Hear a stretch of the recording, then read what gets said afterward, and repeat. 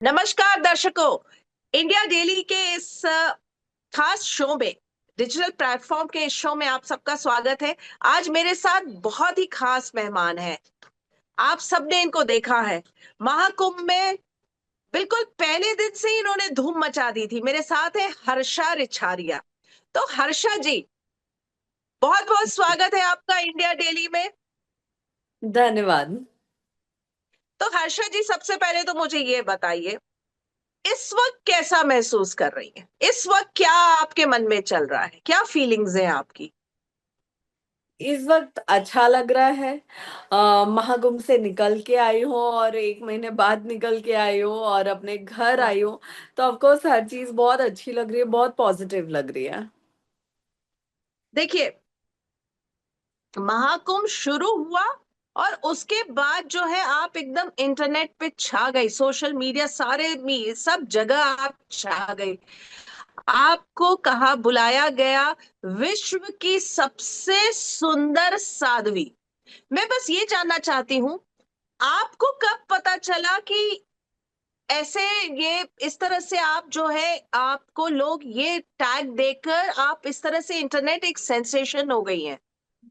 देखिए, इस टैग का मुझे पहले दिन जिस दिन ये आया सोशल मीडिया पे, मुझे उस दिन किसी ने भेजा, आई गेस मेरी मम्मी ने ही भेजा था। तो मैंने इसे हम्म। मजाक में लिया था। ये 10 तारीख या 11 तारीख की बात है। मैंने इसे मजाक में लिया था और मैंने इसे इग्नोर मार दिया था कि अरे किसी ने अपने फॉलोअर्स बढ़ाने के लिए इस तरह से कर दिया है, मजाक कर दिया है। तो मैंने भी उसे मजाक में लिया था, उसे इग्नोर मार दिया था। लेकिन जब 16 तारीख को मुझे पता चला कि चीजें बहुत हाइप पे चली गई हैं, पॉजिटिव वे में भी नेगेटिव वे में भी, तब 16 तारीख से मुझे थोड़ी ज्यादा इसके बारे में खबर हुई है। हाँ। तो पहला क्या रिएक्शन था? चलिए, पहला तो आपने मजाक में ले लिया, ठीक है। आपने सोचा किसी ने ऐसे ही मजाक किया हुआ है। बट जब आपको लगा नहीं, ये वाकई सच्चाई है, तो पहला ख्याल आपके दिल में क्या आया? आखिर सबसे सुंदर आपको बुलाया गया था। देखिए, मुझे इस पे ज्यादा खुशी जताने का तो मौका ही नहीं दिया गया है, क्योंकि अच्छा। पता चला जब तक मुझे पता चला तब तक चीजें नेगेटिव वे में ज्यादा मेरे सामने लाई गई। मुझे बताया गया, मुझे हाँ। पॉजिटिव तो बताया ही नहीं गया था। जितने लोग भी कॉल करके बता रहे थे, फैमिली या जो आसपास के लोग, वो सब नेगेटिव ही उसको ज्यादा मुझे दिखा रहे थे। तो मुझे ये लगा कि शायद कुछ तो गड़बड़ हो गई है जो मुझे समझ में नहीं आ रहा है। फिर मुझे एक दो बयान सामने आए तो मुझे लगा कि मेरे अंदर सवाल उठने चालू हुए कि ये इतना नेगेटिव हो क्यों रहा है। मतलब मैंने तो ऐसा कुछ भी नहीं किया है, मैं तो अपना बैठी स्नान करके आई, मैं अपना आराम से अपनी दुनिया में मगन हूँ। तो ये नेगेटिव जा क्यों रहा है? तो वो जो सवाल मेरे अंदर आए उनके बयान सुन के, उससे मैं थोड़ी सी परेशान हुई। लेकिन पॉजिटिव जो चीजें हैं वो तो मुझे बहुत बाद में पता चली है। हम्म। देखिए, ये इंटरनेट आजकल जो सोशल मीडिया हम जो कहते हैं प्लेटफॉर्म, सोशल मीडिया जो है उसके दो पहलू हैं। जैसा पहले शुरुआत होती है कुछ पॉजिटिव चीज से, और जैसे ही 1 से 2 दिन बीतता है तो उसकी जो नेगेटिविटी फिर हावी होने लगती है। लोग जो है पर्दे खोलने लगते हैं, बहुत सारे सवाल जवाब करने लगते हैं, बहुत सारी बातें करने लगते हैं, एनालिसिस करने लगते हैं। जो चीज जैसी है उसको वैसे एक्सेप्ट नहीं करते हैं। यही आपके साथ भी हुआ। 2 दिन तक बिल्कुल। आप लेकिन छाई रही। 2 दिन तक लगातार चलता रहा विश्व की सबसे सुंदर साध्वी। उसके 2 दिन के बाद, 2 दिन, तीसरे दिन से आपके जो इंस्टाग्राम के आपके फोटोज और ये सारी चीजें लोग बात क्वेश्चन करने लगे। ये क्या कपड़े पहने हुए हैं? एंकर है, ये तो प्रेजेंटर है, ये तो एक्टर है, ये कहाँ से साध्वी हो गई? मेकअप किया हुआ है, लेंसेज लगाए हुए हैं, फॉल्स जटाए हैं, ये तो बस अपने फॉलोअर्स बढ़ाने आई। मतलब उसके बाद फिर वो चीज शुरू हो जाती है। तो मुझे एक आपने बात फिर बताइए ना कि जो एक्टर है या मॉडल है या एंकर है या प्रेजेंटर है, क्या उसको ये कहीं लिखा हुआ है कि उसको पूजा पाठ करने का हक नहीं है, उसमें उसको महाकुंभ में स्नान करने का हक नहीं है, या उसको प्रयागराज जाने का हक नहीं है? तो ये तो फिर क्या है ना कि लोग ये देखते हैं कि ये एकदम से वायरल हो रही है, एकदम से बहुत ऊपर जा रही है, तो इसको कैसे भी करके नीचे लेके आओ। तो वो हम्म। लोग फिर उसका कोई ना कोई रीजन ढूंढ ही लेते हैं, वो लोग ढूंढ ही जी लेते हैं, जी उसको आप कुछ नहीं कर सकते। बिल्कुल। लेकिन उस समय मुझे आपका एक ये जवाब जो मैं आपका देख रही थी, सुन रही थी, पढ़ रही थी, मुझे बहुत अच्छा लगा कि आपने कहा कि देखिए, मुझे अगर कुछ छिपाना होता तो मैं अपने इंस्टा के पेजेस से ये सारी चीजें हटा देती। तो आई एम बिल्कुल। Not ashamed of my past. मैं एक्टर हूँ, मैं काम करती हूँ, मैं एंकर हूँ, लेकिन मैं साथ में मैं धार्मिक हूँ। Exactly exactly. सी आप किसी के प्रोफेशन से उसको ये नहीं बोल सकते कि भाई आपने ये किया है तो आप यहाँ नहीं आओगे, या आप धर्म से नहीं जुड़ोगे, या आप धर्म की बात नहीं करोगे। ये तो एक बहुत मुझे लगता है छोटी मानसिकता वाली बात हुई है, क्योंकि हमारे देश में धर्म से जुड़ने का ना तो कोई एज होता है, ना तो कोई जेंडर होता है, और ना तो कोई समय होता है। कोई भी इंसान कभी भी धर्म से जुड़ सकता है, और ये तो बहुत खुशी की बात होनी चाहिए कि कोई भी व्यक्ति, कोई भी युवा, कोई भी बच्चा, कोई भी सीनियर सिटीजन किसी भी एज में अपना काम छोड़ के या अपने काम से जुड़ते हुए भी वो अगर धर्म के रास्ते पे आना चाहता है, धर्म से जुड़ना चाहता है, धर्म को जानना चाहता है, तो मुझे लगता है लोगों को बहुत खुशी से उसे स्वीकार करना चाहिए। यहाँ पे एक चीज जरूर जानना चाहूंगी हर्षा। देखिए, जैसे बहुत एकदम से आप लाइमलाइट में आ गई, सब जगह छा गई, जाहिर तौर पे जेलसी बहुत रही होगी, और भी वहां पे रहे होंगे साधु संत साध्वी, उनकी बातें नहीं हो रही थी और आपकी बात हो रही थी। तो उस नेगेटिविटी, उस जेलसी को कैसे आपने हैंडल किया? एक बार तो मैं रोई हूँ, ये तो सबको पता है, पूरे मुझे हाँ, लगता है देखा है, विश्व हम को लोगों ने पता वो चल वीडियोस गया। देखे। हाँ तो एक बार तो मैं रोई हूँ, थोड़ी सी टूटी भी हूँ, थोड़ी सी हाँ। हर्ट भी हुई हूँ, लेकिन उसके बाद फिर उसके बाद मैं दोबारा नहीं रोई हूँ। उसके बाद तो मेरी वजह से सब परेशान रहेगी, ये रो क्यों नहीं रही है, हम इतना बोल रही है, रो क्यों नहीं रही है। लेकिन जब आप इन नेगेटिव चीजों को हैंडल करने लगते हो, इनको इग्नोर करने लगते हो ना, तो फिर ये आपको ना रुला सकते हैं, ना तोड़ सकते हैं, ना हरा सकते हैं। आपको, आपकी फैमिली को ये पता होना चाहिए कि आपने जो किया वो सही था। फिर उसके बाद आपको किसी के कुछ बोलने का फर्क नहीं पड़ता है।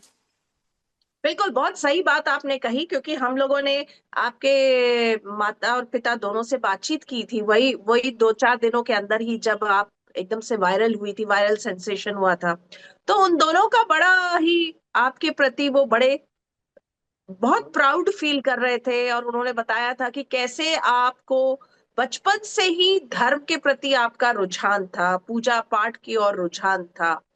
तो बहुत आपके मदर फादर का मुझे वो स्टेटमेंट्स याद है कि वो कितने प्राउड फील कर रहे थे। और उनका ये उस समय भी ये सवाल हम लोगों ने पूछा था कि जो लोग कमेंट कर रहे हैं कि मेकअप लगा रही हैं, ग्लास ये लेंसेज लगा रही हैं, तो उस पे भी वो बिल्कुल विचलित नहीं हुए थे। तो बहुत अच्छा आपको सपोर्ट मिला है अपने परिवार से। बिल्कुल। मुझे लगता है कि एक बच्चे के लिए ये बहुत मैटर करता है कि उसकी फैमिली हमेशा उसे सपोर्ट करे, उसके साथ रहे। और पूरी दुनिया अगर अगेंस्ट भी हो ना, और फैमिली अगर सपोर्ट में है, तो आपको फिर फर्क ही नहीं पड़ता किसी के कुछ भी बोलने का। और रही बात मेरे मेकअप की, जिसपे बहुत से लोगों ने मुझे ट्रोल किया, तो मुझे तो यही नहीं समझ में आया कि किसी लड़की के मेकअप से आपको हाँ क्या दिक्कत है।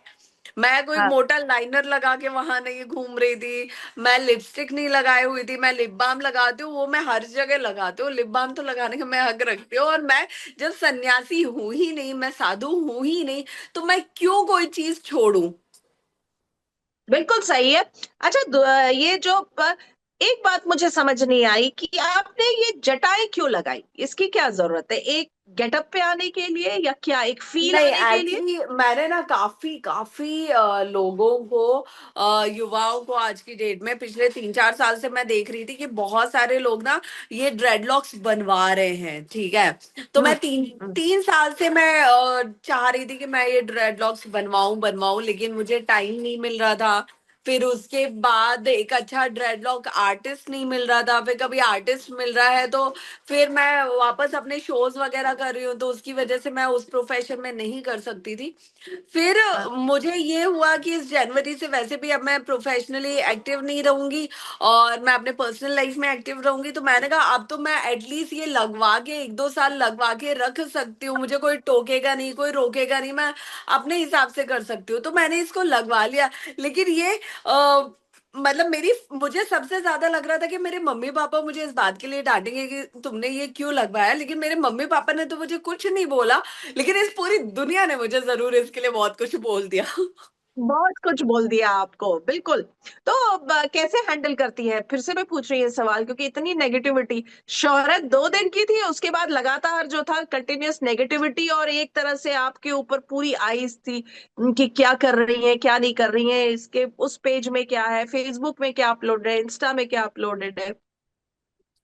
तो ढूंढने दीजिए ना, मैंने मेरे सोशल मीडिया पे ऐसा कुछ भी नहीं है जिससे मैं किसी के ट्रोलिंग की वजह बनूं। लेकिन कहते हैं कि इस दुनिया में ना कुछ लोग ऐसे हैं जो बाल की खाल निकालना भी बखूबी जानते हैं, तो उनको बिल्कुल। वजह नहीं भी मिलेगी तो वो अपनी वजह ढूंढ ही लेते हैं। तो आप कहाँ तक ऐसे लोगों से बचेंगे, और ऐसे लोग हर जगह होते हैं और हर किसी की लाइफ में होते हैं। जो बिल्कुल अमिताभ सही। बच्चन जी हैं, आप देखेंगे कि वो तो कितने सज्जन व्यक्ति हैं, कितने महान एक्टर रहे हैं अपने समय के, उनको भी लोग ट्रोल करते हैं। तो जब इतने बड़े बड़े दिग्गज ट्रोल होते हैं तो मुझे लगता है कि मेरा ट्रोल होना अब कोई बड़ी बात नहीं है। हर्षा, मुझे एक बात बताइए। आप एक्टिंग की फील्ड में हैं, आपके साथ आपके बाद इनफैक्ट मोनालिसा बहुत फेमस हो गई। वो जी। इंटरनेट सेंसेशन बन गई, सोशल मीडिया स्टार एक तरीके से बन गई। उनको एक फिल्म भी ऑफर हो गई। आप क्या आप उस ग्लैमर की दुनिया में वापस नहीं जाएंगी? देखिए ये बहुत खुशी की बात है अगर इस महाकुंभ से किसी की जिंदगी बदल रही है, तो ये मुझे लगता है हम सब के लिए खुशी की बात होनी चाहिए कि वो मोनालिसा जो कल तक माला बेच रही थी, आज वो मूवी में आने वाले वक्त में हमें दिखेगी, उसकी जिंदगी बदल रही है, उसके परिवार का जीवन बदल रहा है। तो ये बहुत खुशी की बात है, महादेव की कृपा सब पे हुई है, अलग अलग तरीके से हुई है। और रही बात मेरी, तो मुझे अभी ग्लैमर लाइन में वापस नहीं जाना है, मुझे धर्म के रास्ते पे चलना है और धर्म के क्षेत्र में आगे बढ़ते हुए युवाओं को जागरूक करते हुए, युवाओं को धर्म से जोड़ते हुए मुझे अब काम करना है। तो अभी आप कितनों को जोड़ पाई हैं, अभी किस तरीके से जोड़ पाई हैं? जैसे आप कुंभ में रही, लगभग क्या एक अभी महीना तो रही होंगी। मैं कुंभ में टोटल 22 दिन रही हूँ, उसके बाद मैं निकल के आई। 2 दिन मैं 3 दिन दिल्ली रही। दिल्ली में मेरी बहुत हालत खराब थी, मैं बेड रेस्ट पे भी रही हूँ। उसके बाद मैं भोपाल आई, भोपाल में भी 2 दिन तो मेरे बेड रेस्ट में ही गए हैं। मेरी आज से आवाज निकलना प्रॉपर चालू हुई है। तो अभी तो मैं ज्यादा किसी से मिल ही नहीं पाई हूँ, कुछ कर ही नहीं पाई हूँ अपनी तबीयत की वजह से भी। अब तबीयत ठीक होना शुरू हो रही है और मेरा एक्टिव होना, मेरा काम करना अब शुरू होगा। लेकिन जितने भी अभी 2-3 दिन में मैं जितने भी युवाओं से मिली हूँ, जितने भी लोगों से मिली हूँ, उन सब में मैंने बहुत पॉजिटिव बिहेवियर देखा है मुझे लेके। और सबका एक ही था कि दीदी अब आप जो भी करोगे हमें साथ रख के करना, हम भी आपके साथ धर्म के क्षेत्र में आगे रहना चाहते हैं और कुछ काम करना चाहते हैं। तो ये एक बहुत पॉजिटिव चेंज मुझे देखने को मिला है। बिल्कुल सही बोला आपने। अच्छा, इस बीच में कुंभ में एक और कंट्रोवर्सी हुई थी। ममता कुलकर्णी, उनको जो है वो महामंडलेश्वर का दर्जा दे दिया, फिर वो छीन लिया। तो बहुत सारी इस तरह की चीजें हो रही थी। तो वो एक एक्टिंग करती थी एक समय में, उनको भी वो मतलब उनके साथ भी ये जुड़ी कंट्रोवर्सी हो गई। तो आपको लगता है कि क्या धर्म के रास्ते में, जैसे आप गई, आप ग्लैमर की दुनिया से थी तो लोग नेगेटिव हो गए, ममता कुलकर्णी उनके लिए नेगेटिव हो गए। देखिए मैं ममता जी के बारे में कुछ नहीं बोलना चाहूंगी, कोई टिप्पणी नहीं करना चाहूंगी, ठीक है। लेकिन रही बात कि जब हम धर्म के रास्ते पे आगे बढ़ते हैं तो दिक्कतें आती है। कहते हैं कि ये कलयुग है, और कलयुग ने ये कभी स्वीकार नहीं किया कि यहाँ पे बात धर्म की हो, यहाँ बात ईश्वर की हो। यहाँ जब तक आप अधर्म के रास्ते पे चलेंगे, आप गलत करते रहेंगे, गलत रहेंगे, तब तक कोई आप पे उंगली नहीं उठाता। लेकिन जहां इस कलयुग में आपने बात धर्म की, आपने बात अच्छाई की, तब तब आपको उंगलियों का, तानों का शिकार होना ही पड़ेगा। ये तो जग जाहिर, वेद शास्त्रों पुराणों में कहीं कहीं बात है कि ये कलयुग है और कलयुग में धर्म की बात हो ही नहीं सकती है। तो वहां पे चुनौतियां तो आएंगी ही, और चुनौतियां आ रही है इसका मतलब है कि आप सही दिशा में आगे बढ़ रहे हो। तो अब हर्षा, आपने जैसा कहा, आप धर्म की, अब धर्म की बात करेंगी, युवाओं को प्रेरित करेंगी, तो कहाँ रहेंगी? भोपाल में रहेंगी, कहीं और रहेंगी, क्या करेंगी आप? देखिए, भोपाल तो काफी सालों से मेरा आना जाना रहा है, मैं रही नहीं हूँ भोपाल में। ठीक है, आना जाना रहा है, मेरा हम्म। परिवार रहता हम्म। है, तो आगे भी मेरा आना जाना रहेगा भोपाल में। मैं रह नहीं पाऊंगी आने वाले वक्त में। हो सकता है कि आप मुझे, अभी तो मैं वापस उत्तराखंड ही जा रही हूँ, लेकिन हो सकता है कुछ समय बाद आप मुझे दिल्ली में रहते हुए देखें, लेकिन भोपाल में तो नहीं रह पाऊंगी मैं। तो चलिए, और आपको कुछ ऑफर्स वगैरह मिले फिल्मों से, सीरीज से? क्योंकि इतनी पॉपुलर आप हो गई थी, आपको सबसे सुंदर का खिताब भी मिला था। जी, मुझे ऑफर्स भी आए हैं एक्टिंग से रिलेटेड, मूवीज से रिलेटेड। बट मुझे अभी उस चीज में आगे बढ़ना नहीं है, मुझे उस चीज को करना नहीं है। मुझे अब हर वो चीज करनी है जहां मैं अपने धर्म को लोगों के सामने दिखा सकूं, बता सकूं और लोगों को उससे जोड़ सकूं। तो मुझे अब सिर्फ उस चीज पे फोकस करना है। चलिए, धर्म के अलावा हर्षा क्या करती हैं अब की बात करें तो? अब देखिए, अभी तो हर्षा आई है वापस, जिसमें से सिर्फ 2 दिन हर्षा लोगों से बात कर रही है, बाकी तो 4-5 दिन से हर्षा बेड रेस्ट पे थी। लेकिन जो रूटीन था मेरा महाकुंभ में जाने से पहले, मेरा योगा करना, मेडिटेशन करना, जाप करना, भजन कीर्तन करना, आरती में शामिल होना, यज्ञ हवन में शामिल होना, तो वो मेरा एक रूटीन रहेगा। उसके साथ साथ अब अपने काम पे ध्यान देना, नई चीजों को आगे बढ़ाना, उस चीज में मैं आगे रहूंगी। तो मेरा जो भी होगा, मेरा धर्म से परे तो अब कुछ है ही नहीं। बिल्कुल। आपने बात करी उसकी, बीच में आपके पेरेंट्स ने कहा था आपके लिए लड़का ढूंढ रहे हैं, तो किस तरह के लड़के की आपके मन में ख्वाहिश है, जीवन साथी की? फिलहाल मेरे मन में जीवन साथी की कोई ख्वाहिश नहीं है। नहीं और है, बट आपके पेरेंट्स ढूंढ रहे हैं। नहीं, पेरेंट्स तो देखिए, घर में बेटी होती है, वैसे भी बच्चे होते हैं तो पेरेंट्स देखने लगते हैं उनके लिए रिश्ता। लेकिन जब बेटी होती है तो उसके लिए और ज्यादा उम्मीदों के साथ रिश्ता देखते हैं, ताकि उनकी बेटी आगे चल के कहीं कोई परेशानी ना हो, कहीं कोई तकलीफ ना हो। ऐसा ना हो कि कल वो अपने ही माता पिता से मिलने के लिए तरस जाए। तो माता पिता को तो बहुत सारी चीजें देखते सोचते हुए अपनी बेटी के लिए जीवन साथी देखना पड़ता है, और जहां वो बिल्कुल अपनी जगह सही है। लेकिन आने वाले वक्त में हम्म। किसी को नहीं पता, ना मेरे माता पिता को पता है, ना मुझे पता है कि आने वाले वक्त में महादेव ने मेरे लिए क्या लिखा हुआ है। हो सकता है उन्होंने कहते हैं सबका जीवन साथी, सबके रिश्ते आसमानों में पहले ही लिखे जा चुके होते हैं। यहाँ आगे सिर्फ आपको सही समय पे उससे मिलना लिखा होता है। तो सही समय आएगा, महादेव खुद उससे मिलवा देंगे। और हो सकता है महादेव ने किसी को रखा ही ना हो कि भाई इसको धर्म के लिए अभी आगे काम करना है, इसको सिर्फ धर्म के लिए करना है। तो वो भी निर्धारित अगर किया होगा तो वो भी आने वाले वक्त में पता चलेगा। बट आपके पास कोई प्रपोजल आया, चूंकि आप इतनी फेमस हो गई तो? मुझे लगता है अभी तो कोई प्रपोजल नहीं आएगा। जिस हिसाब से मुझे खूबसूरत साध्वी बोल के हाईलाइट किया गया ना, मुझे लग रहा है कि अभी प्रपोजल अभी कुछ दिन तो नहीं आने वाला है। नहीं, आपने क्लैरिफाई तो अगले दिन ही, 2 दिन के अंदर ही कर दिया था कि आप साध्वी नहीं है, तो बिल्कुल। सुंदर तो है ही, तो फिर तो प्रपोजल तो बनता है आना। देखिए, अब आने लगेगा तो देखने लगेंगे। फिलहाल मेरा उस तरफ कोई इंटरेस्ट नहीं है, और मैं उस तरफ फोकस भी नहीं कर रही हूँ। अभी फोकस मैं काम को लेके कर रही हूँ, तो बिल्कुल, उसी के धर्म बारे के में मैं रास्ते ज्यादा पे सोच निकल रही गई है। धर्म हूँ। के रास्ते पे आप निकल गई। मैं चाहूंगी आप थोड़ा इंडिया डेली के दर्शकों को भजन कुछ गुनगुना दे, चूंकि आपने भजन की बात की, आप भजन सुनती हैं, तो कुछ गुनगुना देंगी तो बहुत अच्छा लगेगा। मेरी आवाज बहुत खराब चल रही है, इसलिए गुनगुनाने का आप प्लीज मत बोलिए मुझे। एक लाइन गुनगुना दीजिए, अच्छा लगेगा। कर्पूर गौरम करुणावतारम, संसार सारम भुजगेंद्र हारम, सदा वसंतम हृदयारविंदे, भवम भवानी सहितम नमामि। क्या बात है, क्या बात है। हर्षा, आप बहुत व्यस्त चल रही हैं, जैसा हम देख भी रहे हैं। और आप लगातार कह रही हैं आपकी तबीयत खराब है, बेड रेस्ट में है, लेकिन उसके बावजूद आपने समय निकाला इंडिया डेली के लिए, और बिल्कुल दिल खोल कर आपने बात की। आपका बहुत बहुत धन्यवाद, और हमारी शुभकामनाएं आपके साथ है। बहुत बहुत धन्यवाद, बहुत बहुत धन्यवाद।